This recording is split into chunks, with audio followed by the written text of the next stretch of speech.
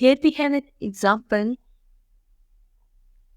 and we will solve the system of linear equations by using matrix invariant method. ठीक है, first of all हम यहाँ summarise करके points note कर लेते हैं कि हमें करना क्या है। पहला काम हमें क्या करना है, हमें मैट्रिक्स फॉर्म में कन्वर्ट करना है, और दूसरा काम हमें ये करना है, फॉर एग्जांपल हम मैट्रिक्स को ए बी एक्स लेट करते हैं तो x equals A inverse B की फॉर्म में हमने कन्वर्ट करना है। करने के बाद फिर हमें ये चेक करना है कि डिटर्मिनेंट ऑफ ए जो है वो नॉन जीरो आना चाहिए। अगर नॉन जीरो आ रहा है फिर हमने सिंप्लीफाई करके एक्स और वाई की वैल्यूज फाइंड आउट करनी है। ठीक है, तो हमें इन 4 स्टेप्स को बेसिकली फॉलो करना है। We will take equations 4x minus 2y equals 8 and the second equation is 3x plus y equals -4। हम इनको 1 और 2 मार्क कर लेते हैं। ठीक है, इन मैट्रिक्स फॉर्म फर्स्ट स्टेप ये था कि हमें मैट्रिक्स फॉर्म में कन्वर्ट करना, तो जरा मैट्रिक्स फॉर्म में कन्वर्ट करें। We will get 4 - 2 3 and 1 here। ठीक है, सबके कोफिशिएंट्स को हमने लिखे हैं और जो दो वेरिएबल्स अपीयर हो रहे हैं उन दोनों को वर्टिकल फॉर्म में लिखने हैं, मतलब उससे हम कॉलम मैट्रिक्स बना लेते हैं। और इसी तरह इक्वालिटी के बाद जो दोनों टर्म्स की बना उनको भी मैट्रिक्स में लिख लें। इसको आप कैपिटल ए रेड कर लें, कैपिटल एक्स, और इस मैट्रिक्स को आप कैपिटल बी मार्क कर लें। ठीक है, अब देखिए इक्वेशन क्या बन जाएगी जिसको हमने मैट्रिक्स फॉर्म में कन्वर्ट किया था, A X is equal to B. ठीक है, हमें तो यहाँ से कैपिटल एक्स की वैल्यू निकालनी है क्योंकि कैपिटल एक्स में स्मॉल एक्स वाई वेरिएबल्स आ रहे हैं। इसका मतलब ये है कि आप ए को दूसरी साइड लेके जाएंगे तो ए इनवर्स बी की फॉर्म आ जाएगी। अब हमने इस इक्वेशन को सिंप्लीफाई तो करना है, लेकिन सबसे पहले चेक ये करेंगे कि ए इनवर्स एग्जिस्ट भी कर रहा है या नहीं, जिसके लिए हमें क्या चेक करना है, डिटर्मिनेंट ऑफ ए चेक करना है। डिटर्मिनेंट ऑफ ए अप्लाई करें। डिटर्मिनेंट का मतलब क्या होता है, डायगोनल एंट्रीज को आप मल्टीप्लाई करके दरमियान में माइनस साइन पुट अप करें। ठीक है, तो यहाँ पे आप देख सकते हैं आंसर क्या आ रहा है, 4 + 6 विच इज इक्वल टू 10।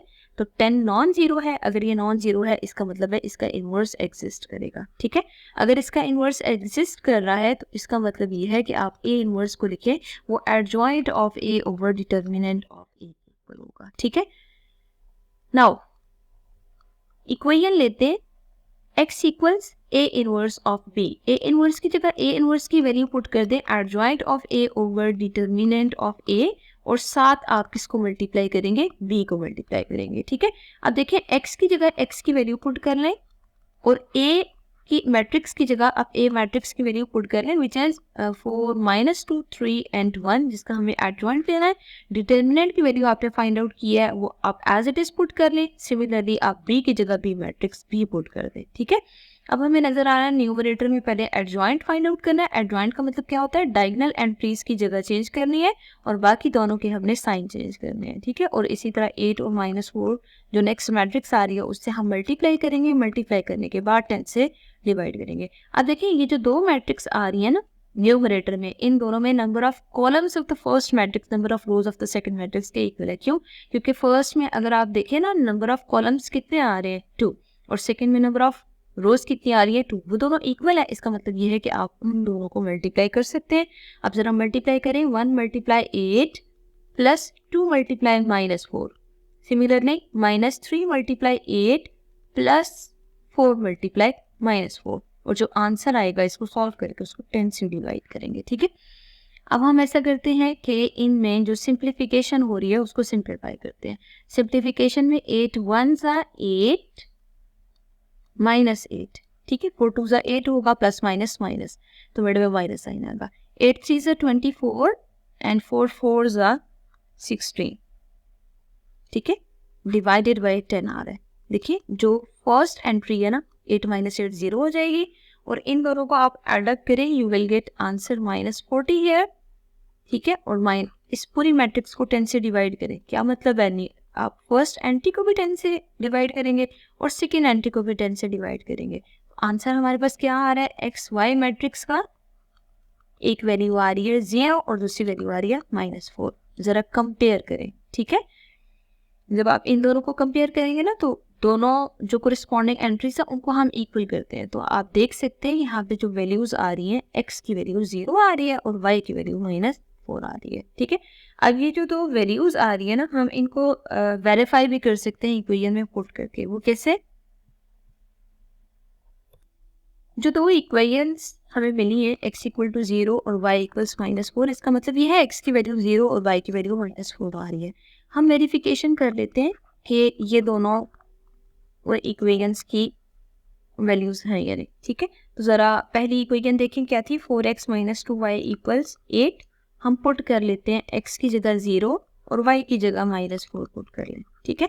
तो x की जगह आप जब 0 पुट करेंगे और y की जगह -4 पुट करेंगे तो 4 0 ज़ा 0, माइनस माइनस प्लस, 4 2 ज़ा 8। तो आप ये देखें लेफ्ट हैंड साइड और राइट हैंड साइड इक्वल आ रही है। जब लेफ्ट हैंड साइड और राइट हैंड साइड इक्वल आ रही है तो इसका मतलब सोल्यूशन वेरीफाई हो रहा है। तो आप इसको सोल्यूशन सेट की फॉर्म में लिखें। फर्स्ट पे आपने हमेशा x की वैल्यू लिखनी होती है और सेकंड पेज पे आपने हमेशा y की वैल्यू लिखनी होती है। दिस इज द सोल्यूशन, ठीक है। ज़रूरी नहीं है कि हम इसको फर्स्ट इक्वेशन में ही पुट करें। हम इसको जो गिवन इक्वेशंस हैं क्वेश्चन में, उन दोनों में किसी भी इक्वेशन में जब आप पुट करते हैं ना, तो हमेशा हमारे पास जो आंसर आ रहा होता है वो दोनों से सेम आता है, मतलब दोनों से वेरीफाई हो रहा होता है। Here we take another example and we will solve by using matrix inclusion method, ठीक है। पहला काम हमें क्या करना चाहिए, मैट्रिक्स फॉर्म में कन्वर्ट करना चाहिए। जरा मैट्रिक्स फॉर्म में कन्वर्ट करें, वी विल गेट 3 -6 1 एंड -2, ठीक है। सिमिलरली आप जो वेरिएबल्स आ रहे हैं उनको वर्टिकल फॉर्म में लिखें, एक कॉलम मैट्रिक्स बना लें, और जो इक्वालिटी के बाद दोनों टर्म्स आ रही हैं इनको भी आप मैट्रिक्स की फॉर्म में लिखें, ठीक है। अब आप देख सकते हैं यहाँ पे ये A मैट्रिक्स है, ये X मैट्रिक्स है और ये B मैट्रिक्स आ रही है। Now AX is equal to B form आ रही है, X की वैल्यू फाइंड आउट करें, A इनवर्स B आ रहा है। अब जब आप इसको मैथमेटिकली लिखते हैं ना, तो देखिए हमें A इनवर्स फाइंड करना है। फॉर A इनवर्स हमें डिटर्मिनेंट चेक करना चाहिए, तो सेकंड स्टेप ये है डिटर्मिनेंट ऑफ A फाइंड करें। आंसर इज -6 3 1 एंड -2, ठीक है। अब जरा डिटर्मिनेंट है 3 into -2 minus of -6 into 1, simplify करें, -6 minus minus +6, answer is 0 as determinant of A is equal to 0। जब डिटर्मिनेंट 0 के इक्वल हो आपने डायरेक्ट लिखना होगा सोल्यूशन डज नॉट एग्जिस्ट, ठीक है। और क्यों सोल्यूशन एग्जिस्ट नहीं करता, इसके रीज़न हम बार बार हर लेक्चर में डिस्कस कर चुके हैं कि जब हम A इनवर्स में फाइंड आउट करते हैं adjoint of A over determinant of A, actually denominator में जब आप डिटर्मिनेंट की जगह 0 पुट करते हैं तो अनडिफाइंड फॉर्म आ जाती है जिसको हम सिंप्लीफाई नहीं कर सकते। तो बस आपने लास्ट पे डायरेक्ट लिखना होगा सोल्यूशन सेट में एम्प्टी सेट आता है। एम्प्टी सेट की ये भी नोटेशन होती है, या इसकी जगह आप ये फाई के नोटेशन डालें, दोनों करेक्ट है, ठीक है।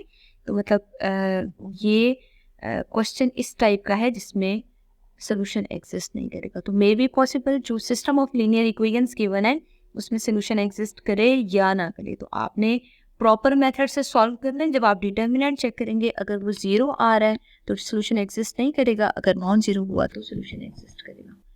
Here is the assignment for you, you have to solve these two questions and check either solution exists in the system of linear equations or not.